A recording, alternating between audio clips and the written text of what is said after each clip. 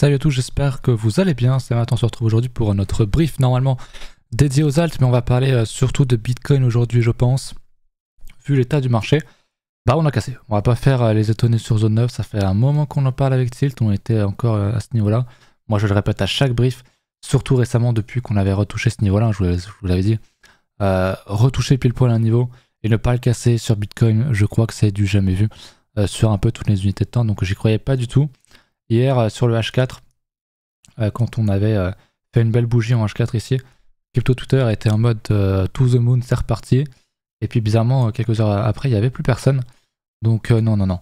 On n'avait rien confirmé, on n'avait pas confirmé de structure. Malheureusement, on l'a cassé. Bon, voilà, encore une fois, pas étonné. Heureux que ça arrive quand même à bout d'un moment, parce que ça fait longtemps qu'on en parle. Et plus vite on aura le bottom, plus vite on pourra repartir. C'est comme ça que je le vois personnellement. Donc on avait ce niveau-là à casser qu'on a cassé. On avait ce niveau-là également qu'on n'a pas encore cassé. D'ailleurs, je sais pas si je l'ai bien mis. Voilà, on a ce fameux trou de liquidité hein, dans toute la montée où ici il n'y avait pas beaucoup de volume qui avait été exécuté, donc il pourrait être une très bonne opportunité de zone pour chercher un achat, pour structurer quelque chose. Donc voilà, c'est toujours pareil, je cherche toujours cette zone-là, on a le POC au plus loin. Mais voilà, si on se rapproche vraiment encore plus bas des 30 000, honnêtement, il faudrait commencer sans doute à flipper, parce que je vous le rappelle, je l'avais d'ailleurs tweeté, mais je vais vous le rappeler. J'avais écrit que si vous pensiez, voilà, c'était ici, je crois. Ah voilà. Que si les gens qui pensent qu'on casse les 40K, enfin les 39K, c'était un bear market et c'était pour moi un biais de représentation graphique. Qu'est-ce que ça veut dire? Ça veut dire que les gens ne regardent que le graphique sur du 15 minutes, d'une heure, du H4, voire du daily.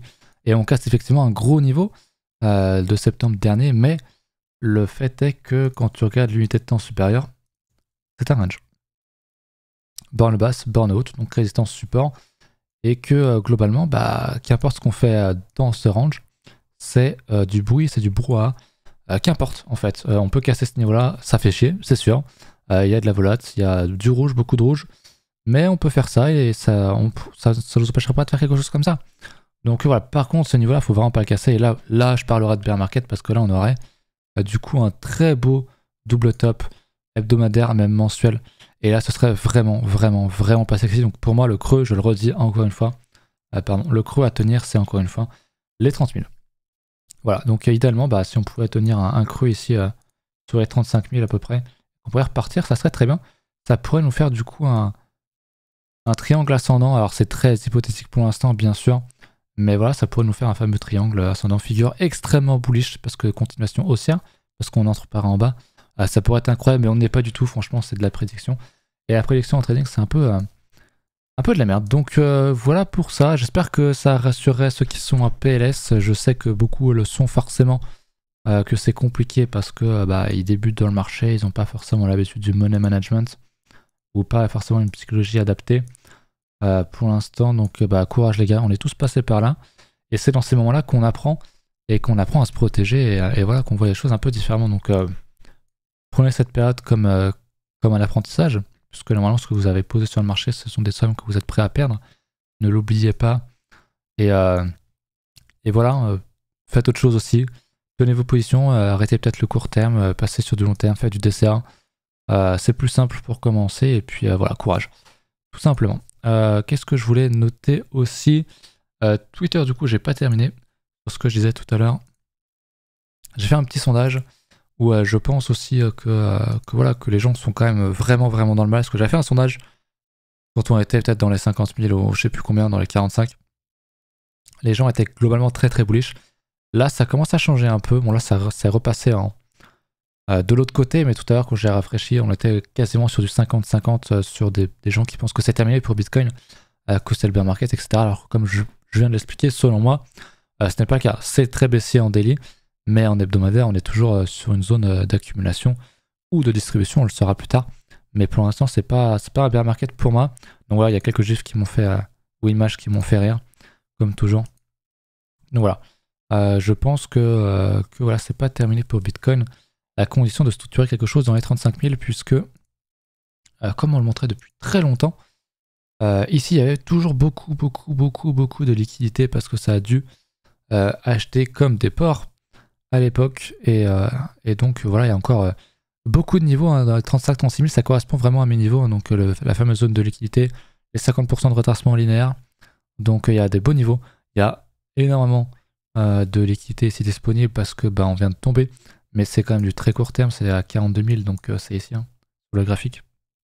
Donc c'est pas ça qui va renverser la tendance, mais voilà, on voit que ça commence un petit peu à s'agiter, ça commence à accumuler petit à petit à droite, c'est ce qu'on veut, et voilà, encore une fois, si on va à 30 000, on va tous se chier dans le froc, hein.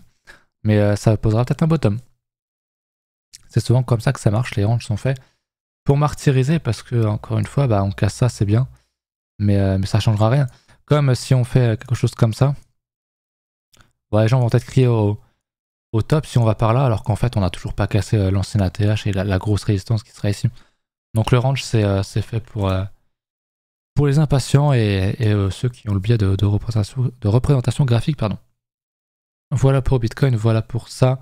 J'ai pas parlé de l'order flow, pardon, c'est ici. Les fameux niveaux qu'on est en train de casser. Au niveau du funding, on a un petit peu de bear, mais c'est quand même très gênant. C'est vraiment le truc qui m'embête. J'aurais vraiment aimé qu'on ait quelque chose comme ici, en fait. Même forcément d'un peu moins gros. Mais souvent, ça pose un bottom. Donc j'espère qu'on aura quelque chose, une structure bullish avec du funding négatif. Ce serait pour moi un très très bon signal. Puisque sur l'open interest, on voit qu'on ne fait rien, toujours pas de liquidation. Il n'y a personne qui est sorti du marché. Ça ne fait que monter. Donc est-ce que les gens entrent massivement en short ou entrent massivement à l'achat? Pour moi, c'est la bonne réponse n'est aucune des deux. Et on le voit à l'open interest et au funding. C'est que les gens entrent en position, mais qu'il y a globalement autant de sentiments acheteurs que baissiers. Donc en tout cas sur les dérivés, puisqu'on le sait, hein, sur le spot, ça vend toujours en masse. J'ai pas regardé depuis la chute, mais j'imagine que ça commence à retomber aussi. Donc voilà, c'est assez neutre. Moi je veux une structure, je veux tout ça, on en reparlera quand on l'aura. Cette fameuse structure, idéalement aussi, hein, j'en parlais. Une fois qu'on casse ce niveau-là, l'idée c'est d'aller chercher les fameux 35 000 dans la zone, quoi, et de remonter vite derrière pour piéger avec un max de volume et commencer à repartir de plus belle. Ça serait vraiment quelque chose de très bien. On verra à la bougie hebdomadaire dimanche avec Tilt ce que ça dit, mais ce serait bien qu'on ait quelque chose comme ça, voilà, tout simplement. Puisque la bougie hebdomadaire, c'est complètement dans le désordre mon brief aujourd'hui, je suis désolé. Mais la bougie hebdomadaire, il y avait un beauté neuf la semaine dernière, j'avais dit ça donc mercredi. Que pour confirmer ça, il faudrait absolument qu'on passe au-dessus de ce niveau, ce qu'on n'a pas fait. Donc c'est pas foufou pour l'instant. Et voilà, cette semaine ou semaine prochaine, j'aimerais bien qu'on ait un truc qui descend et qui laisse juste une belle mèche avec du volume et qu'on reparte derrière construire quelque chose. Mais voilà, c'est de l'hebdomadaire, ça va prendre du temps, vous le savez, la saisonnalité. Sur les marchés, pas que crypto, mais les actions, c'est pareil, les commodities. On pose souvent un bottom en hiver, donc entre décembre et février. Et on repart pour jusqu'à mai, juin, voire juillet. Donc voilà, c'est pas parce qu'on fait ça souvent que c'est ce qui va arriver nécessairement, mais ça peut aider à structurer un petit peu son plan. Donc voilà pour ça au niveau de l'open interest. Je crois que j'ai parlé de tout ce que j'avais à dire. On va regarder du coup, pas l'open interest, n'importe quoi. Au niveau de la dominance, on commence à structurer quelque chose en daily. Alors il y a un petit bug ici, mais on commence à avoir un petit double bottom qui commence à se faire. Donc si on le confirme, je pense que l'objectif c'est le Vegas Daily, donc qui est baissier, donc qui est techniquement une zone de short, donc d'achat sur les alts. Et voilà, c'est bon pour moi, la structure est quand même très très bearish dans ce courant. Je doute qu'on vienne casser ce niveau-là, honnêtement. Ça me semblerait très étonnant en tout cas pour l'instant, surtout parce que c'est bearish, parce que voilà, on a beaucoup de retests, hein. On a 2, 3, 4, 5. Ça fait beaucoup. Alors certes, on peut encore duper un petit peu les gens sur les alts et faire ça. Mais à terme, je pense vraiment qu'on va casser ça. Voilà, typiquement février, mars, avril. Enfin, peut-être pas février, c'est un peu tôt. Du coup, mais voilà, pour un peu plus tard dans l'année, Q2, voire Q3 annuel, donc dans l'année. Donc voilà, je voulais voir le Total 2 sur lequel j'étais juste avant.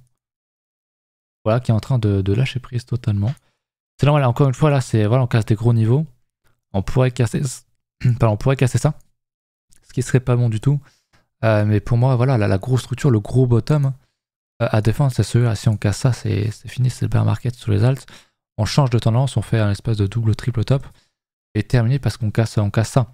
On a le fameux retest ici, éventuellement qui pourrait servir de gros support. Il est quand même très très bas, je sais pas si on ira jusque là, mais ça m'étonnerait pas qu'on vienne casser pour faire notre vie derrière.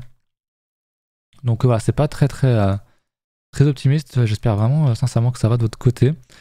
et qu'on aura de jours un peu plus beaux avec des signaux, des structures, etc. Mais encore une fois, la meilleure stratégie, je le dis souvent, c'est le dessert. Acheter petit à petit sur des structures ou des prix. Voilà, si on va chercher, j'ai pas fait ici, mais les Fibo qui marchent bien, bah, c'est des 61.8. Bon, là, il est en linéaire, je vais le passer en log. Mais ça vous donne déjà un gros niveau, pourquoi pas, voilà, 50% à 61.8. Pour moi, c'est une très grosse zone d'achat, à minima pour du dessert sur des gros indices comme ça, ou des gros alts. Sur les sheets, on ira plus sur de 78.6, voire 88.6. Mais voilà, on est encore très haut. En fait, c'est ce que nous montre le total 2. Je suis sur le total, pardon. Non, je suis sur le exclu de BTC. Je suis bien sur le total 2.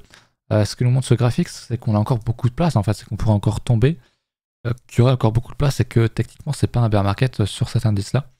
Et que les planètes ne s'alignent pas pour parler d'un bear market pour l'instant. Donc c'est pour ça que je parle que c'est toujours un range, qu'on est toujours dans un cycle qui est très long, mais qui est toujours haussier à mon sens, avec des phases baissières très puissantes. Certes, mais voilà, on est encore très haut en fait, on est vraiment encore très très haut sur le total 2, donc ouais, tant qu'on casse pas ça, c'est ok. Par contre, si on casse ça, vraiment là, c'est il faudra tout vendre, sauf qu'il peut, il faudra sauver les meubles. Donc voilà pour le total 2, qu'est-ce que je pourrais regarder? Je vous avais montré une fois total 2 divisé par BLX, ou plutôt Bitcoin divisé par BLX. Je crois que je vous en ai parlé mercredi. Je sais plus si je vous en avais parlé. Je crois que je vous en avais parlé, donc je vais pas revenir dessus. Et puis écoutez, on va se laisser là-dessus. Les ailes sont quand même très rouges. J'en avais une tout à l'heure qui était dans le vert, mais elle a décidé de passer rouge. Donc, j'espère que ça va encore une fois. N'hésitez pas à venir sur Discord pour discuter de votre plan, de comment ça se passe de votre côté. Si vous avez besoin d'aide, des questions, machin, n'hésitez pas à venir. N'hésitez pas à nous follow sur Twitter aussi. Je raconte quelques conneries de temps en temps. Donc ça fait toujours plaisir. Voilà, je vous dis sur ce, à dimanche.